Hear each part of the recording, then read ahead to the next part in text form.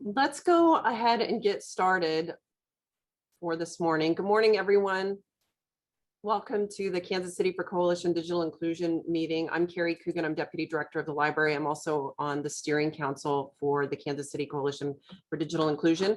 And we meet every Friday, the first Friday of the month at 10:30. We were doing this for probably 7 years at the library before the pandemic hit, so we switched to online.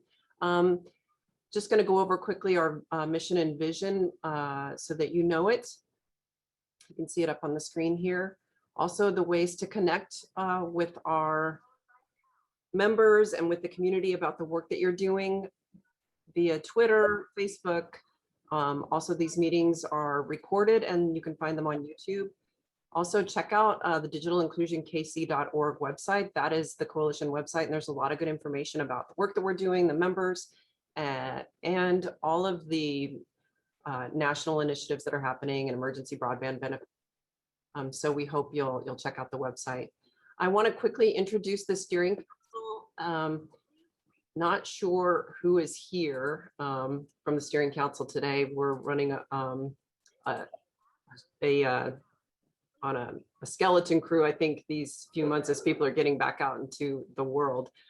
So Aaron Deacon, are you on the call? Aaron Deacon from KC Digital Drive. I think so. My connection's not great, but yes. Hi, Aaron Deacon with the KC Digital Drive. Great, we hear you. Tom Esselman with PCs for People. I think Tom might be out of town and not able to join today. Rick Usher. Many of you know Rick Usher. He's the Assistant City Manager for Kansas City, Missouri. Rick has also announced his retirement, for those that you don't know. And I've already met with the person from the city who will be working on digital inclusion initiatives in Rick's position. And her name is Melissa Kazawaz. I knew I was going to mess up the last name. Sorry. Melissa Kazakazowitz. I know that's not correct, and I apologize. She was going to try to make the call today, so we'll see if she can join as well.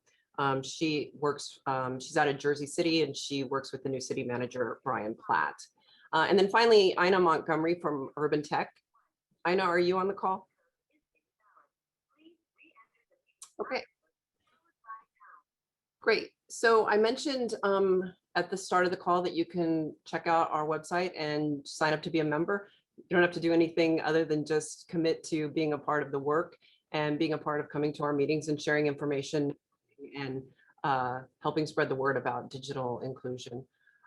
So if you need more information about that, you can reach out to me or any of the steering council members as well. Okay, here's our agenda for today, and we're going to get started in just a minute with Tony Lupino and Mark McCarthy. Just wanted to make sure that everybody knew that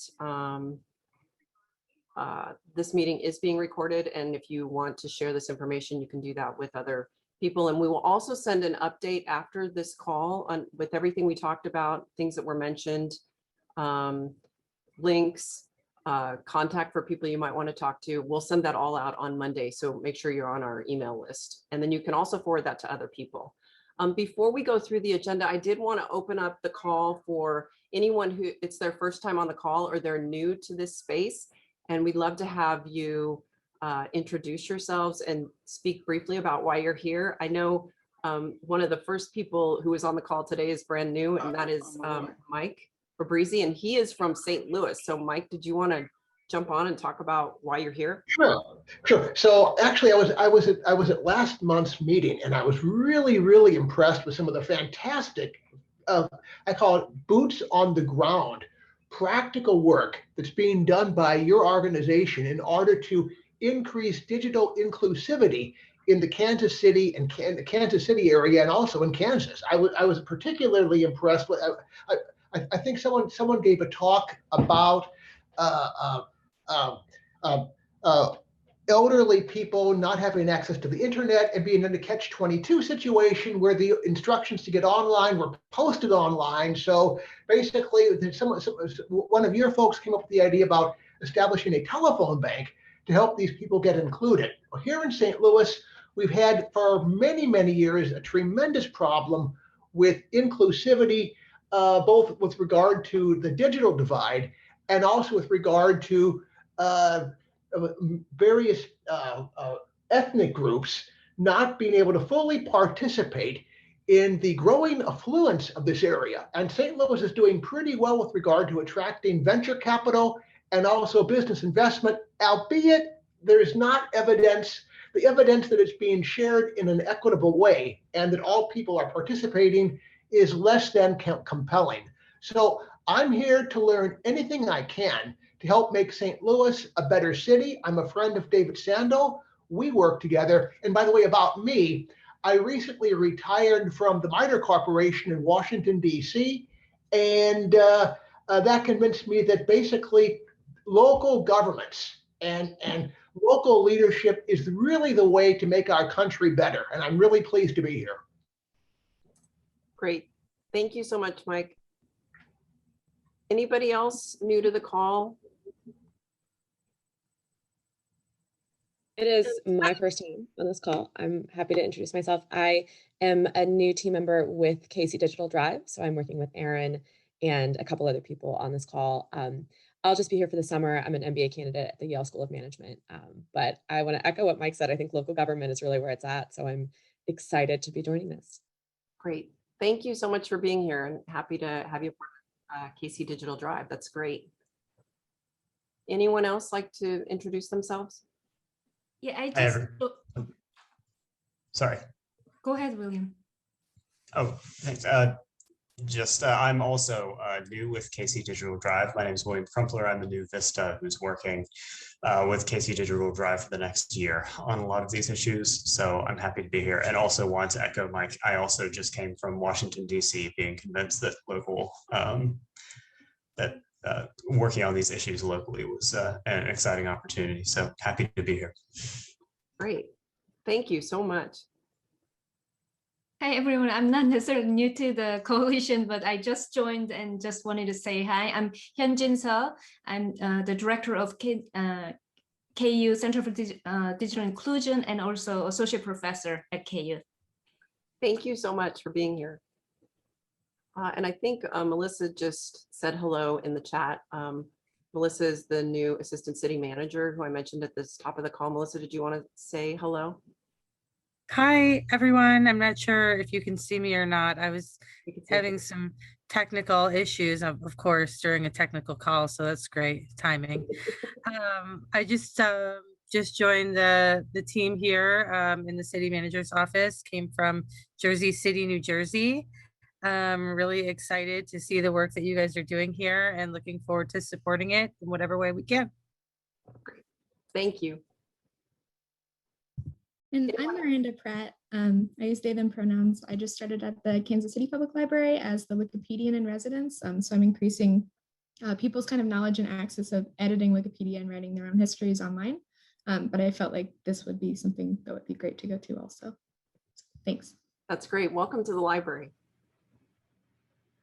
Hi, Carrie. Just want to shout out, this is Megan McNaughton at KCPL. I'm in the Tech Access team.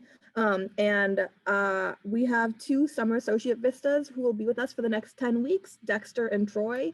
So they'll be on for the next 3-ish calls during their term. I've seen Dexter. I don't know if I've seen Troy on yet, but if you see them, they're with Tech Access. Great. Great news. Thank you. Anybody else? I'd like to introduce myself. Sorry, I'm on the run. But my name's Camry Ivory. I work with KC Scholars. We are a scholarship organization funded by the Kauffman Foundation. And we work with high school students and adults who want to return back to school. I work primarily with the adults. And digital literacy was a huge concern of ours even before the pandemic hit. And then, of course, once it hit, we just really became focused on that and making sure that our adults who are going back to school had the opportunity to really have the resources they need to be successful when they're going back to school completely remote. So that's my personal perspective. And then just personally, because of the pandemic, I have been leaning more towards digital inclusion and finding ways to make sure that everyone is connected in my own community. I'm just here to learn more about ways I can get involved. So great to meet everyone. Great, thank you so much and welcome. I just want to reiterate that if there's anybody on the call who thinks that someone is missing, or you know people who are not a part of this call is open to anybody who wants to join, and we welcome everybody, both sides of the state line. And so please share the information with them, and we welcome all new members to the coalition. Anyone else?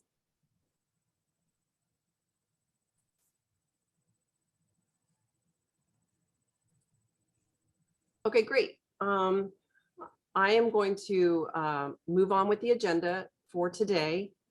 And I'm really excited for our keynote speaker today, who is Amy Huffman. She's the new policy director for the National Digital Inclusion Alliance.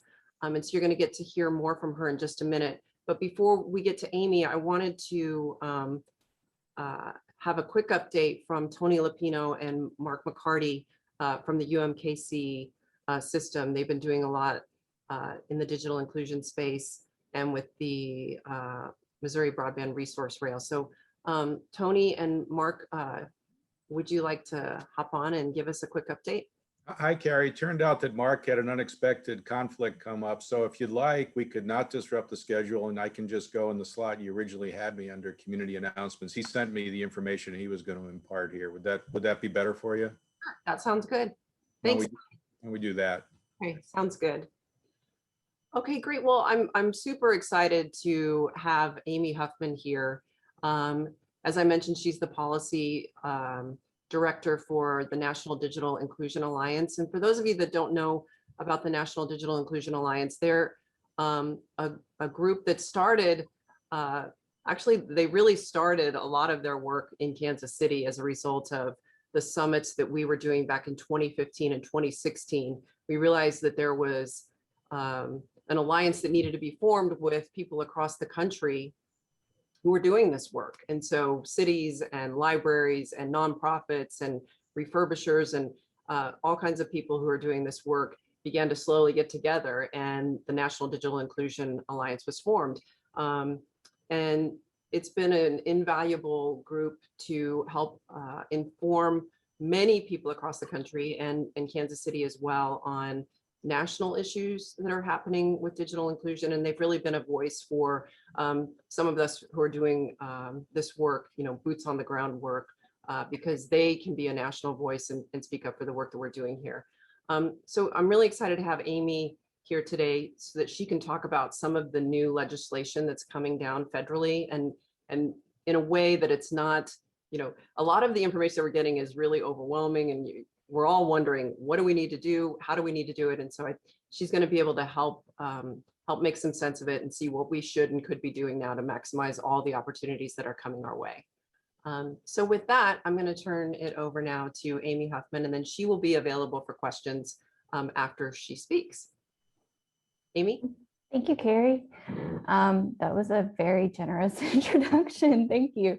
I have to say, so I've Amy Huffman, Policy Director, NDIA. I did just join NDIA a couple months ago, and I came from North Carolina State Broadband Office, where I led our research and policy and digital inclusion efforts for the past 9 years. But what I want to point out is that for several years at the beginning of my tenure there, I was mostly focused on research and policy.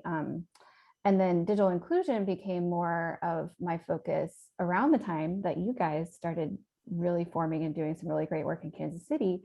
And part of what I will say was really formative for me in figuring out what to do in North Carolina was coming to Kansas City. And the conference that Aaron hosted way back when, I don't know if you still host them, Aaron, or not, but I think it was the first year that NDIA had a conference. It's all right, this happens.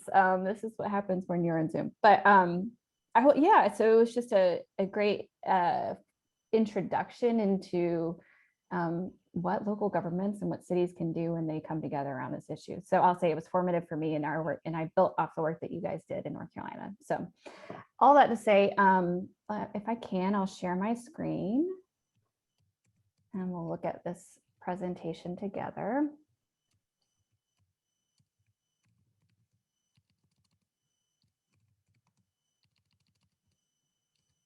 Okay. Can you all see this?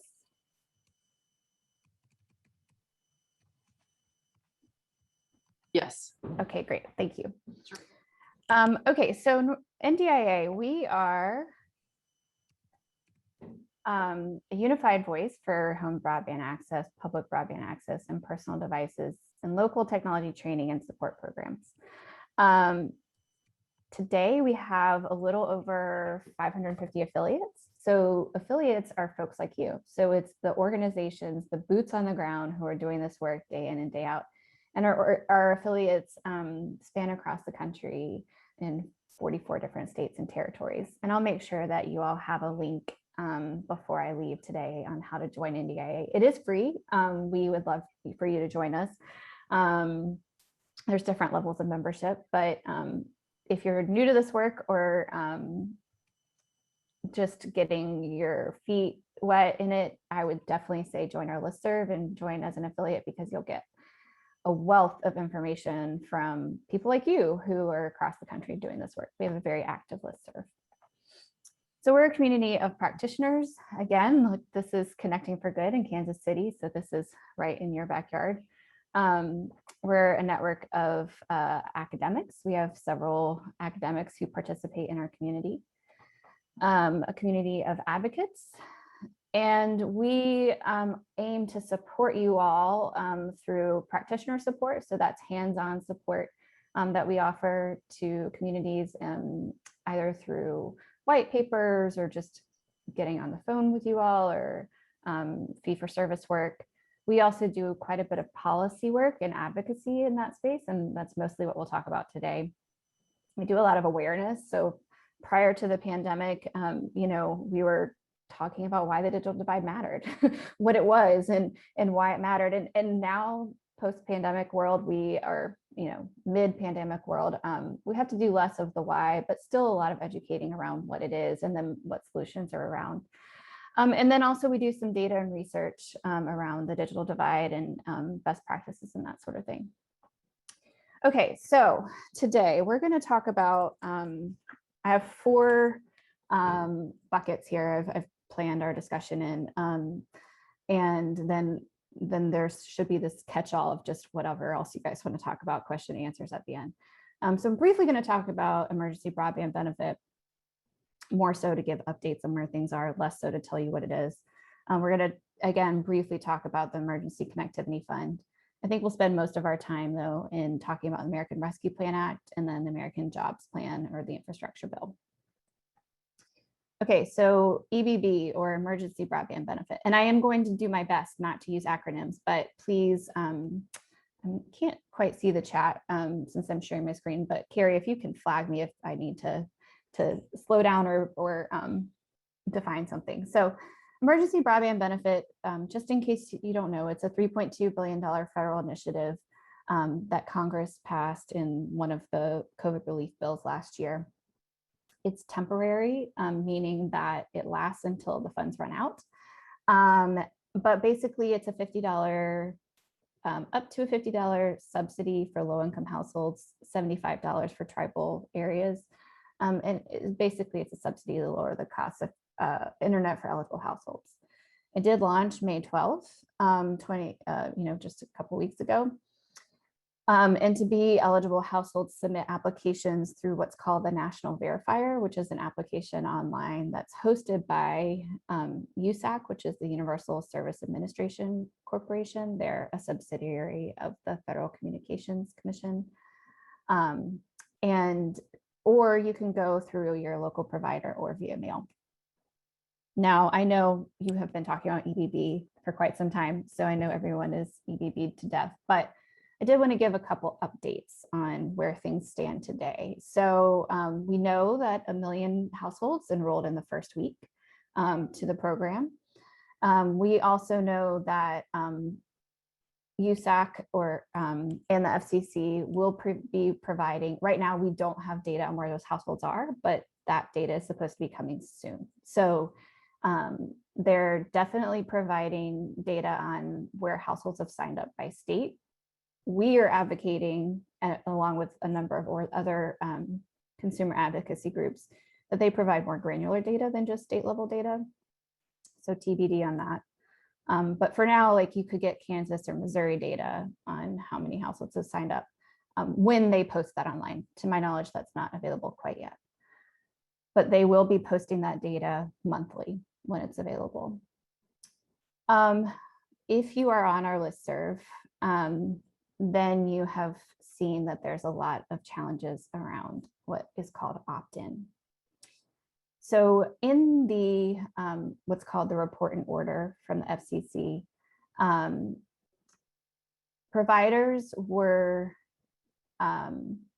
directed to give households the option, once the credit ends, for the household to opt into the service at the end of the program. Unfortunately, we're seeing that some providers, and you may have seen some news stories about this, that some providers are requiring households to say that they will definitely opt in once the credit ends before they can even sign up. Our read of it is that this goes directly against what the report and order outlined, and that it's not legal because of that. However, if we're reading too far into it, it definitely goes against the spirit of it, right? So the spirit of it was, you don't want to get households stuck into a contract that they can't afford, right? So that was the spirit of it. Our reading is that it shouldn't be there at all. But so there's lots, what I'll say around this is there's lots of conversations around this happening at the federal level with providers directly. There are lots of news stories around this, and one company even backed down from their opt-in at the beginning and put it to the end. So this is a moving ball and a moving target. So I just want to make you aware of the conversations that are happening around this, and that it is changing daily. There's also some challenges. There's a map on USAC's website for households when you're signing up to figure out, okay, well, who is providing service to me, right? The map right now, the data is provided by the providers. My understanding is about 80% of the providers are providing that data, so therefore it's not complete, right? So a household in Kansas City may, one neighborhood may log in to look for a provider and either see, and maybe potentially not see a provider that's accepting EBB in their neighborhood. So I just want to flag that as that's an issue that we're seeing as this program is being rolled out. This is something that we've brought up with USAC and FCC and hope that they will modify and improve as the program goes forward. And one thing I want to back up and say is all of these challenges and things that we're seeing and that I'm discussing right now are things that we are actively documenting, thinking about, and looking into to inform how a permanent broadband benefit should look like. We want to make this program as successful as possible for the people who are on it now, but we also want to make a future permanent broadband benefit program that works really well for the households that we're seeking to serve. And so we are personally, our NDA, we are taking this information that we're getting from folks like you, our affiliates who are working with people on the ground to find out what's working, what's not working, so that we can inform Congress as they move forward with developing a permanent broadband benefit. So the last thing I'll say about EBB is if any of you are working with households to subscribe them to EBB and are coming against challenges or seeing things that work, we'd love it if you'd let us know that information and what those things are specifically so that we can inform the future permanent broadband benefit that we hope will happen, right? right now it's not definitely happening. We hope it will. Okay, so the Emergency Connectivity Fund is another fund that is was provided in the American Rescue Plan Act. It's $7.17 billion. Basically, it's again for connectivity, specifically for K-12 households. It's being, again, run through USAC, and it is going to run through schools and libraries, and through what's called the E-rate program. If you're not familiar with E-rate, it's just one of the funds that the FCC has that's funded through the Universal Service Fund. So that little tax that's added on to your phone bill. We do think that bulk purchase agreements will be possible through the emergency connectivity fund. Bulk purchases are basically, so say Carrie's library decides to subscribe to buy 20 subscriptions to, I'm just going to say Spectrum, and households in that area can sign up for, 20 households could sign up through that bulk purchase agreement that you signed with Spectrum. So that's just an example of what a bulk purchase could look like. We do think they'll be available through the Emergency Connectivity Fund, and what we've seen so far of the rules. They are not with EBB, so that's a difference between the two. Okay, next we have the American Rescue Plan Act. Okay, so this is the big one. And several of you were talking about the importance of local governments in closing the digital divide as you were introducing yourselves, and I could not agree more. And this, I think, the American Rescue Plan Act is where you'll find the real opportunity for local governments to play a big role in having actual real funds to put behind digital inclusion efforts. So in the American Rescue Plan Act, there's $350 billion set aside for state and local governments.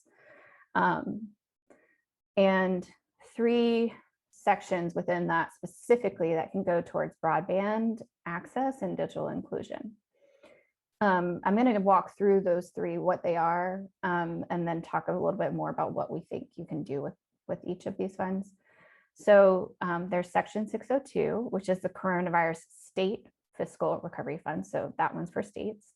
There's Section 603, which is the Coronavirus Local Fiscal Recovery Fund. So that one's for local governments. And then there's Section 604, which is the Coronavirus Capital Projects Fund.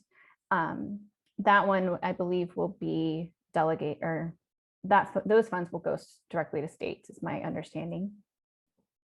A few weeks ago, all of these funds are going through the U.S. Treasury Department. A few weeks ago, the Treasury Department issued what's called an interim final rule, and with somewhat loose, somewhat specific guidelines on what these funds could go towards. They've released that rule for Section 602 and 603, but not 604 yet. So we don't know what 604 will look like quite yet and how those funds can be spent. So I'm going to talk mostly about 602 and 603. And 602 and 603, the guidelines are the same for both. So what states can do is the same thing as local governments based on these guidelines. The other thing to know is that these funds are already available.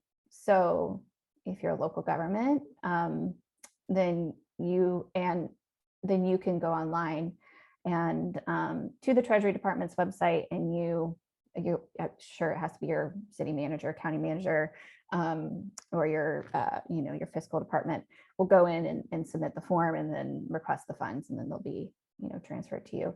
My understanding is that they'll be split up in tranches, but there's obviously a lot more information online. I assume your folks already know about all this. And the federal government or the Treasury Department already has outlined, how much each state gets, how much each local government gets based on, population and things of that nature. So the local government isn't going in and asking, applying for funds. It's not like a grant process. Those funds are already there. The number is already set. what's up for debate is what they spend those funds on. Under 602 and 603, there's a wide range of things that local governments and states can spend these funds on. Everything from, reimbursing households who lost their jobs during the pandemic, to paying for funerals of families who lost family members due to the coronavirus. So there's a lot of things that these funds can go towards. Digital inclusion and broadband infrastructure are just two of those things. So the first thing to know is that these funds, depending on your state or local government's priorities, digital inclusion and broadband infrastructure may not fall into those priorities. So the first thing we need to do as folks that care about digital inclusion and broadband is advocate that they be included in what the state and local governments decide to use those funds on. Broadband infrastructure funds are included in the investments to infrastructure section. And then digital inclusion eligible expenses are under a different section called assistance to households. The language specifically there that outlines digital inclusion, it says internet access and digital literacy assistance. I'm going to talk mostly about the digital inclusion section funds, but I can speak to the broadband access funds if you all have any questions around that. So the internet access or digital literacy assistance, and we have a blog post on this that I'm going to drop in the chat as well, where you can get more information. Internet access, we read that it was the interim final rule is pretty vague, and internet access in this context under assistance to households really does mean it's intended to get at the cost. So it's intended to address the inaffordability of broadband for households. The infrastructure side is meant in the interim final rule really gets at expanding availability. This really gets at cost. It's what the rule is very broad. And so we read into it that a number of different types of things could fall under these types of programs that you could use these funds for. So we really do think that it could go towards subsidies. So including bulk purchase agreements. So what I described earlier, that could be possible through the Emergency Connectivity Fund. We really think that these funds can go towards that same sort of thing. The fiscal agent, could be your local government, could be the library again, it could be any sort of things, but that would be up to you all and your attorneys to decide. We also believe that it could, it could go to outreach for low cost and subsidized broadband service. So all these EBB efforts that you all have been doing, these funds could go towards paying for that, right? Paying for a person to do outreach. We think it could go, digital literacy training. That's pretty clear since it says digital literacy assistance. Digital navigation, which I'm sure most of you are familiar with this concept, but digital navigation or digital navigators are basically sort of like a healthcare navigator. They're a person to help walk. They're a point person for a household or somebody looking to get online to help walk through the process of getting online, finding a service that is in their area or is affordable to them, finding a computer, finding skills training, being that point person and that sustained point of contact for the person, developing a real relationship to help them get to point A to point B to point C in this digital world. And because oftentimes those folks provide digital literacy assistance, we read that digital navigation could be a cost, an eligible expense under this program, these funds. Because you can't do digital literacy without a device, we're reading that purchasing devices for households could also be an eligible expense. And broadband infrastructure could be an eligible expense, expanding it. And we're saying specifically, and we just released another blog post on this, that we're looking at we think these funds could be used to do things like create gap networks. And a gap network is basically normally a wireless network in a densely populated urban environment where there's not affordable options for households. And this is sort of a bridge or a gap network to help households that can't subscribe to the internet in their community, that might have access, but it's just too expensive. A gap network helps bridge that gap. And oftentimes these gap networks offer service like with 100 down, 50 up speeds or something like that for $20, $15 or less. Or if they're free, you know, it might just be a community Wi-Fi program, things like that. We are arguing, and we submitted comments to the Treasury this week or last week actually, that those gap networks shouldn't really be considered infrastructure, but instead should be considered as part of this internet access assistance to households, because they address the affordability issue, not necessarily the problem of there not being actual infrastructure in rural areas. So, and then also I'll just, can I go back on the other, the broadband infrastructure requirements in the 602 and 603, there's been a lot of discussion around that, what that looks like. It's in the interim final rule, it is much more specific than the assistance to household section. There are speed requirements and things of that nature. We do anticipate that those same sorts of requirements may show up in section 604 for the Coronavirus Capital Projects Fund. So if that's something you all are interested in discussing further, I can explain it more at the end of this if you have any questions around that. But basically the interim final rule basically puts out guardrails and things that would count as an infrastructure investment and where those funds could go to increase deployment. And what it looks like right now is it ends up being, as most of those places would be rural areas. So you know, in Kansas and Missouri, I imagine there's quite a few rural areas that could leverage those funds. Kansas City, probably not so much. So just note that those investments in infrastructure section are probably going to be a bit more limited in where those can go. Okay, so American Jobs Plan. This is a big question mark right now. It's why there's not many bullets here. Right now, it's anywhere between, the jobs plan is a bigger infrastructure package put out by President Biden. And you know, it's his call to action. It's roads and water and, you know, building back America, that sort of thing.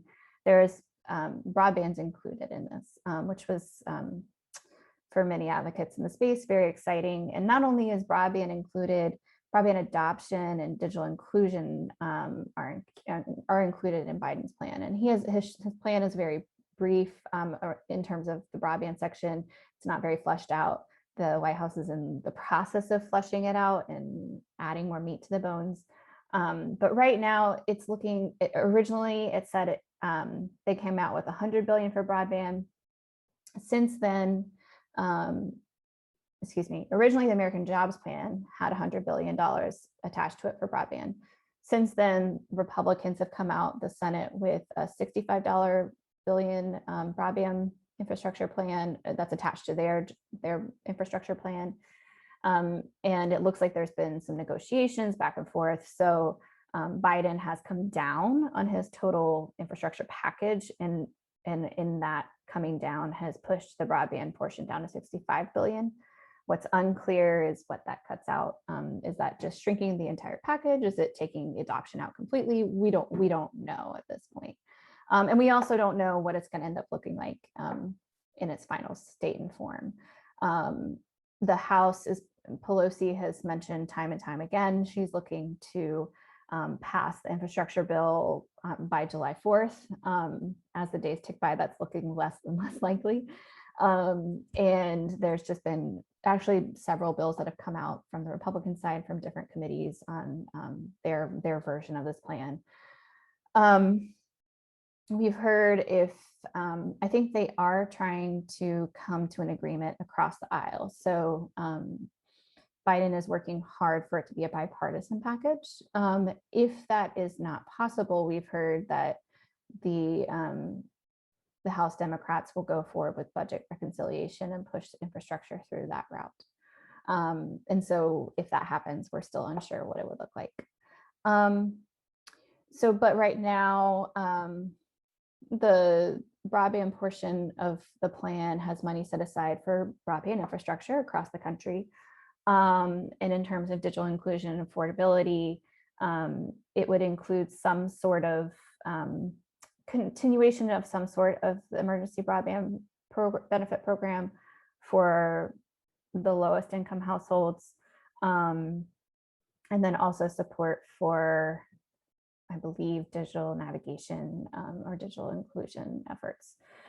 But again, we'll see what ends up happening.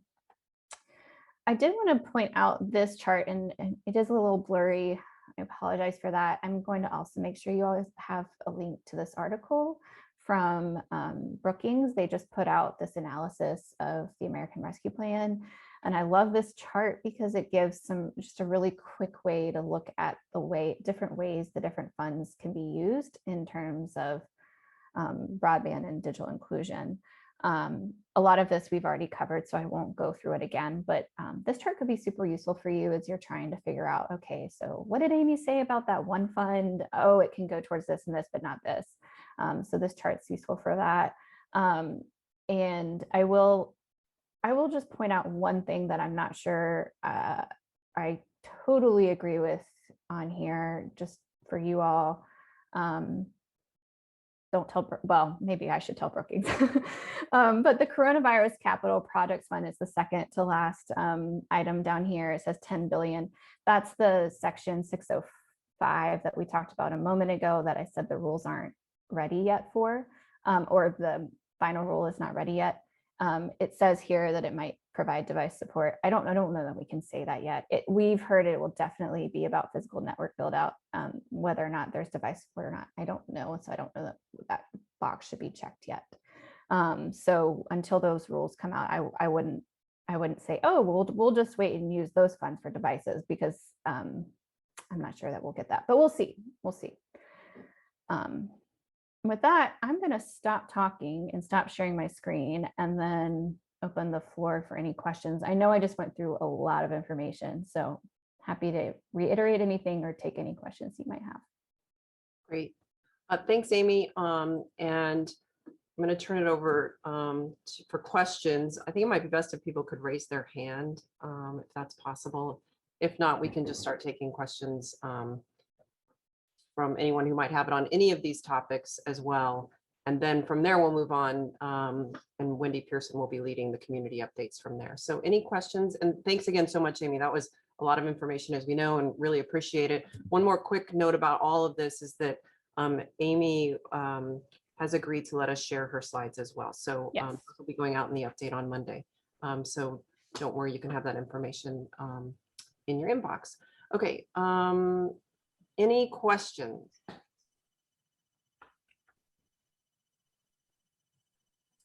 Carrie, this is Leslie. I tried to raise my hand and I don't know why mine hand raising functionality is not working, but trust me, I tried multiple times. Thank you. Go ahead. I just personally appreciate the analysis of the NDIA so much, and the interpretations that you've made so far. You probably mentioned this, Amy, but can you remind me again what you said about when we can be sure about what the money can be used for? So for the Treasury funds for section 602 and 603, the interim final rule is out, but note the word interim, which is a funny way to, put out a rule. The Treasury Department is taking comments on this until July 16th on the interim final rule. And you can submit comments until then, but the funds are already available for your local governments. And so they can begin spending them, I believe, at any time. I think there are some things that some organizations would like clarification on, such as, can we use these funds for gap networks? But if there are things that are pretty clear, so if you wanted to say create a digital navigator program or a digital literacy program, that's pretty clear in the guidelines. And so you could definitely move forward with that. And a lot of this is, you know, the guidelines are guidelines. So a lot of this is up to your local governments, right, on how they want to pursue and create and fund these programs.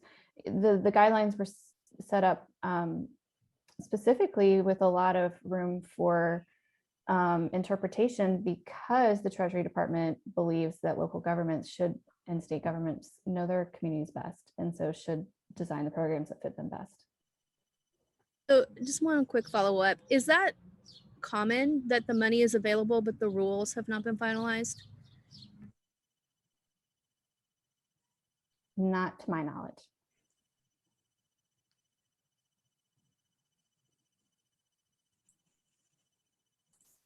But we're also in an unprecedented era. I will say, you know, this is a strange time. So I'm not sure if the raise hand function is actually working. So if you have a question, just go ahead and ask. You can unmute yourself and ask if you want to if you have a question for Amy.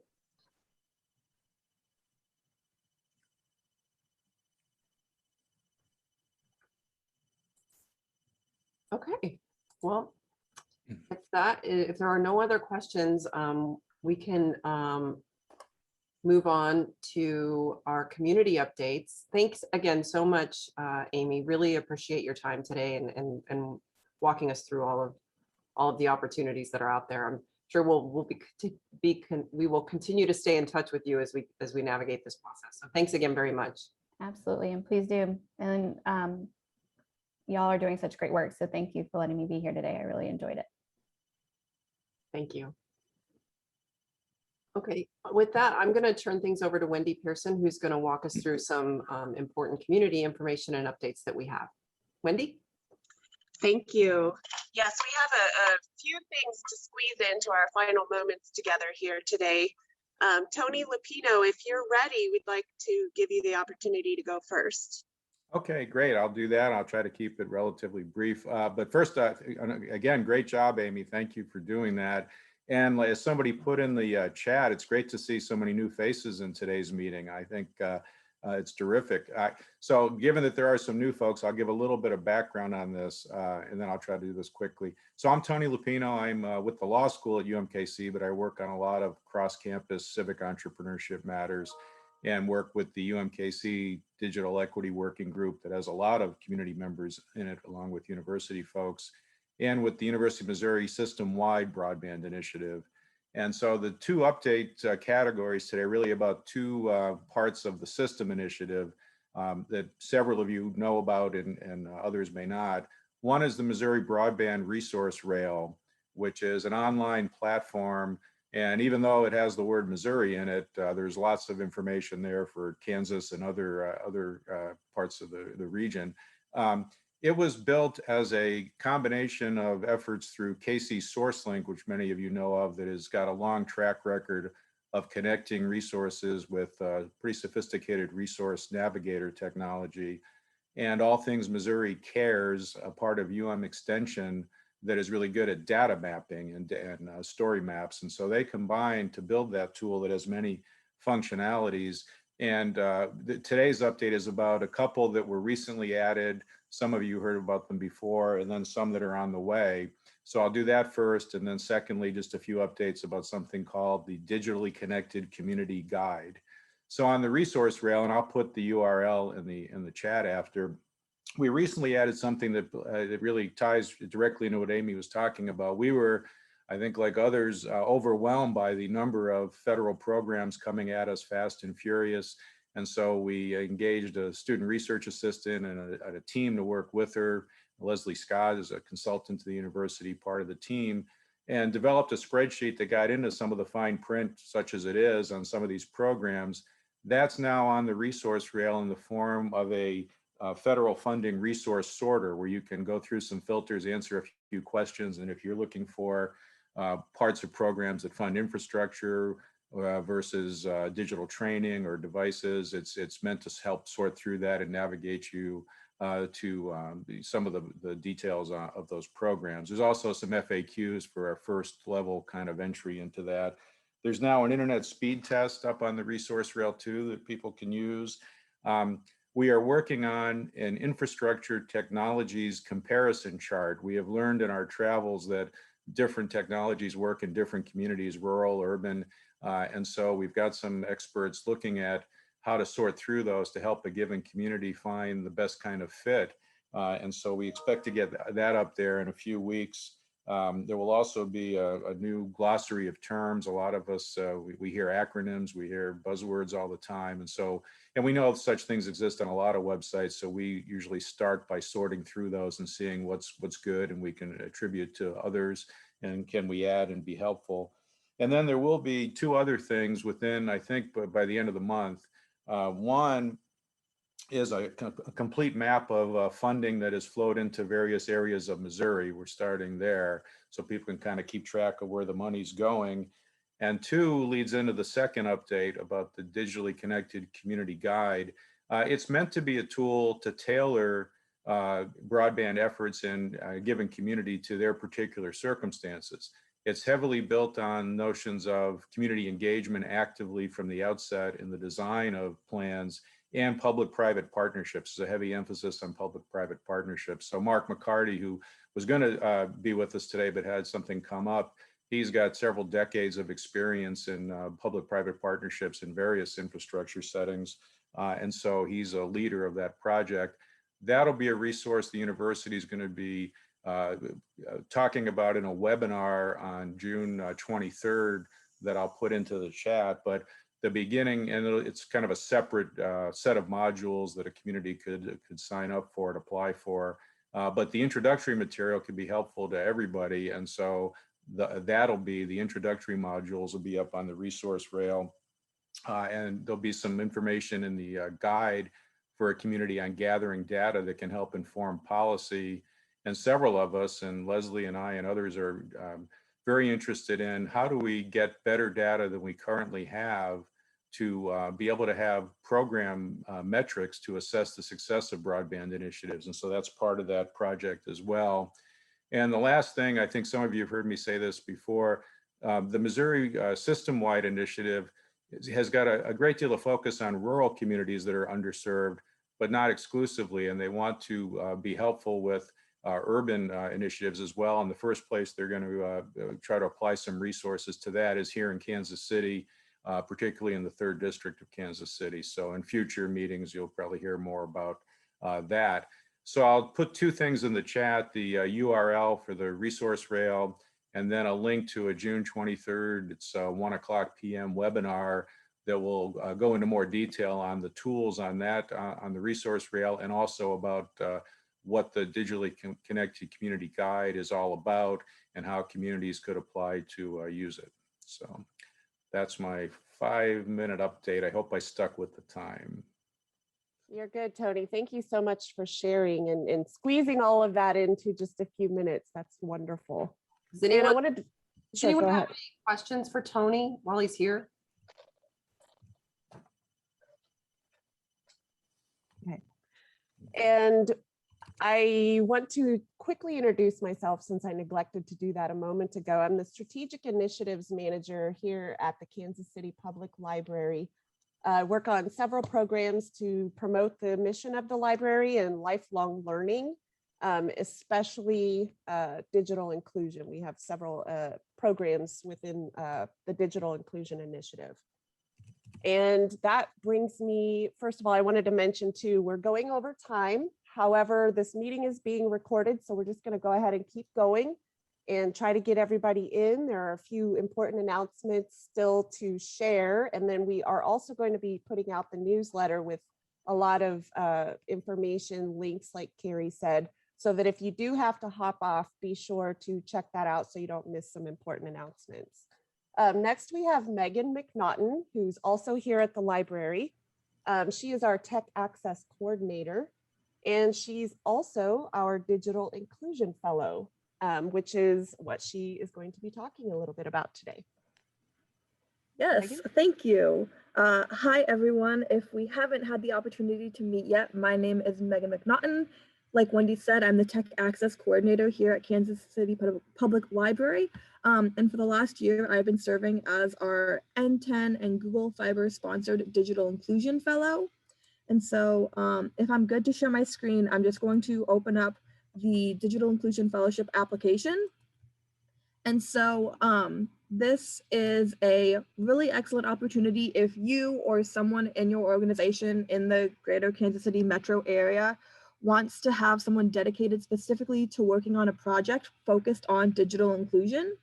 And so over the past year, I've built a framework for a project and then implemented it with the emphasis being on seniors and mature adults in the Kansas City metro area.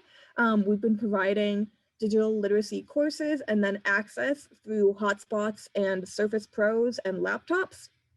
And so whatever audiences you're interested in or whoever you're serving, you can see here programs have helped parents access online school portals, job seekers can find employment, entrepreneurs can start or expand businesses, and voters can gain awareness of candidates and issues.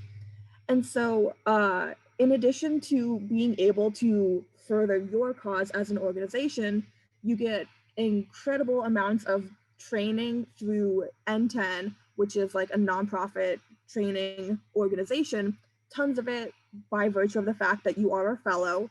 You get a mentor who will help you identify resources and troubleshoot problems and offer solutions. And then you also get to build up a national network of other folks doing similar work. So down here you can see there's a variety of cities where things are taking place. I have about 11 people in my cohort who span from Oregon to Ohio to San Antonio. And so wherever you're interested in learning more about digital inclusion, you'll make great partnerships through the folks who are involved. Plus you have the option of learning more in depth through the mentors that the program provides. So if you're curious about how other folks have done digital inclusion projects throughout their time, there's digital inclusion fellows who act as mentors to the current cohort. And so all you'll do is visit n10.link/21 fellowship. And I'm sure Lindsay can link that in the chat or Wendy can. Applications are coming due pretty quick. So if you have any questions, feel free to email me at meganmcnaughton@kclibrary.org. Or you can reach out to Wendy, who can put you in touch with me. But this is a really, really excellent opportunity. The library has been proud to have it for the past couple of years, but we want to share the experience with some other organization in Kansas City. We really want you and your organizations to thrive and get some of this experience and provide more training and more opportunities. So I will stop talking. That's all I had to say. Are there any questions about the fellowship or about the experience that anyone has after looking at that?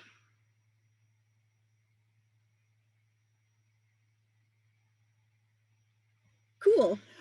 Well, if you do have any, feel free to get in touch with me. Like I said, it's an incredible experience. I came into this position last year, like I'm reaching my 1-year anniversary being at the library and being the N10 fellow.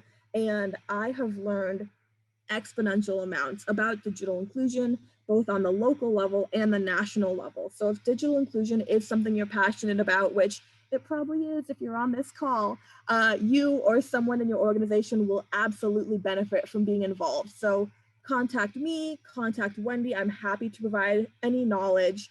I also know we've got Leslie Scott on the call. Sorry, Leslie Scott is another former fellow and Wendy is too. So we've got a big, big legacy to live up to. So please consider it.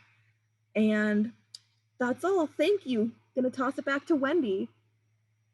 Thank you so much, Megan. It truly was a very important experience in my life, and I like to think made a huge difference in the capacity of the library to do this sort of work too. So definitely check it out. It's a great opportunity. If you didn't see my chat, I apologize for trying to rush us earlier. I totally blanked that this meeting goes until noon, so we have plenty of time to chat. Next up, I'd like to talk about a special volunteer opportunity coming up. I will turn it over to Rachel Olhausen from Jewish Family Services here in a second. But this is really a call out to you all as individuals to join us in providing direct service to community members and help them get signed up for the EBB, emergency broadband benefit. There are a couple of events coming up where we have set up a schedule for you to sign up. We've tried to make the process very easy. It's a very short amount of time, so you don't have to commit a lot. And I think it will truly, truly make a difference in the lives of the people that we'll be helping out. Rachel, do you mind taking just a few minutes to tell everyone about the event? Yeah, thanks so much, Wendy. And hey, everyone. Last time in our meeting, we were talking about how we help learn from one another too, as professionals who are helping folks get connected to the EBB. It's a learning process for all of us. And so I think that these kind of opportunities are also, especially from JFS, these are strategic networking opportunities for us as professionals and how we understand what other nonprofits in the area of digital inclusion and digital literacy and digital access are doing.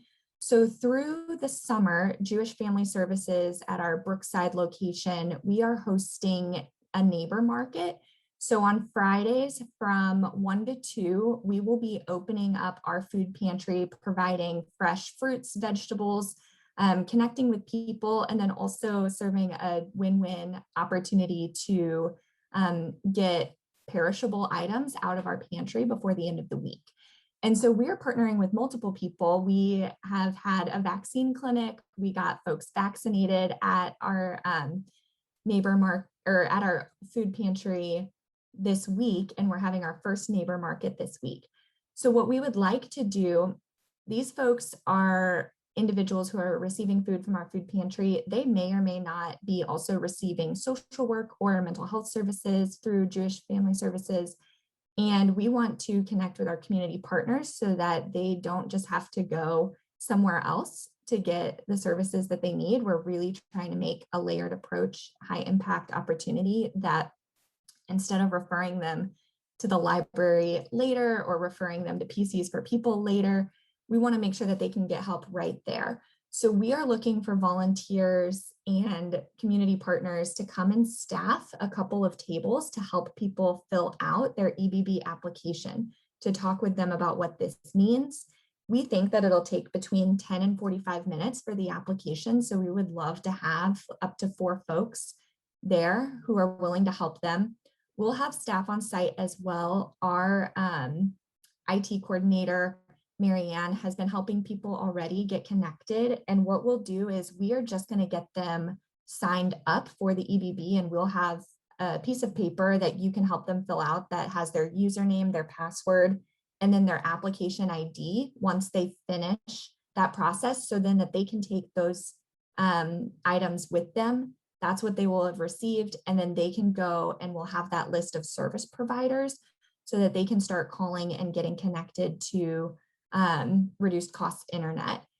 We also then, for these clients, they're already connected to JFS. So you're making a really high impact volunteer opportunity as well, because then if they're having any technical issues, we will be following up with them. They can come back to us. And so that's what we're offering. It would be so great to see you all in person. This will be outside. We are asking that you mask up because we may or may not know the vaccination status of our clients, and you'll be sitting in close proximity for maybe 30 minutes or so. But it would be a really great opportunity. And we also have some extra computers still from PCs for People. So if somebody doesn't have computer or internet access, we will be able to give them the computer that day right there. You can help them sign up for EBB. The dates are Friday, June 18th and Friday, July 2nd. And it is probably just a 2-hour or an hour and a half opportunity. So we'll be helping people from 1 to 2. So if you can show up about 12:45, we will get you set up, we'll get you situated. But this is just also a really great opportunity for all of us to learn together. For me, as a roaring extrovert, has been very challenging to keep up to date with all of these things without learning in group and learning in community like this. So I will be there. Our staff person, Mary Ann, will be there, who's also helped folks navigate. But we would love to see 4 of you together. And I'm happy to also answer any questions if you've ever wondered what JFS does. Would love to give you a tour of our office, how we've been operating, and really take this time to connect as community partners as well. So, and thanks so much. The library has been a huge help and partnering together on this. And Wendy has the sign up. Yes, thank you so much, Rachel. So yeah, it's just 1 hour on a couple of Fridays coming up. So I really, really encourage you, like Rachel said, to get involved and take this opportunity to meet with the community members that we are all trying to serve, and help them get through this application and take advantage of this limited time benefit. So it looks like in the chat, Lindsay shared our volunteer sign up. It's really a volunteer portal. If you click that link, you'll see we just ask for a little bit of information. That's just so that we can contact you if necessary. And then you'll see at the bottom that there are a couple of sign up options. If you don't see any options, that means we've filled all of the volunteer opportunity positions. If you're still interested in helping out though, and you don't see any of those options, just email one of us, Lindsay, me, here at the library, and we'll see how we can get you involved. And of course, if you have any issues with that signing up as well, just please reach out and we will help you navigate. I believe we are down to our very last announcement, which is Lindsay. So take it away, Lindsay. All right, give me just a second. My computer doesn't love multitasking, so I'm gonna load the PowerPoint really quick. But yes, my announcement is just that we have some new marketing materials that everyone is able to download and share. Oh, wow, that was actually kind of fast. Okay. I've made a couple postcards as well as some flyers. We plan to use them at these upcoming events that Rachel was talking about, as well as, future ones that haven't been planned quite yet. You can see them right here. I will put a link to the Google Drive folder that they're in the chat right now. And then I will also include downloadable versions of these in the post-meeting email that will go out early next week. So just keep an eye out. If you want to use these, you are more than welcome to. And I just wanted to share them with you. Thank you so much, Lindsay. They look amazing. Can't wait to get those out into the community. Last announcement is that due to the holiday weekend next month, our meeting is being pushed back to July 16th, same time on Zoom. And again, that newsletter that comes out right after the meeting will have all of that information in there. Are there any other announcements or anything anybody would like to share before we part ways today?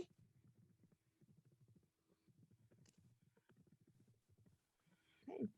Well, thank you all so much for being here and for all the work you do, and we hope to see you next month.